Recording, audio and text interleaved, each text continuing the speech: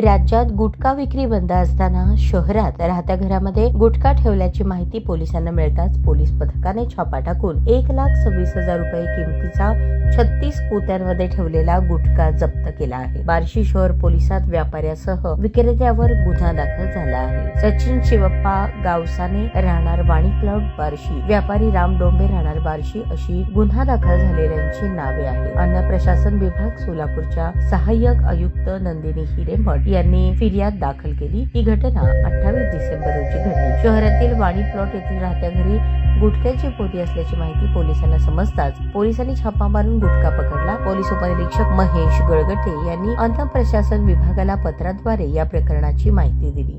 जप्त केलेल्या 36 पोत्यांमध्ये शासनाने प्रतिबंधित केलेला KR 100 वर्णनाचा गुटखा सदृश माल आहे। विविध प्रतिबंधित पदार्थ विक्रीसाठी जवळ बाळगले, जनहित आणि आरोग्याच्या दृष्टिकोनातून काढलेल्या आदेशाची अवज्ञा आणि उल्लंघन केले।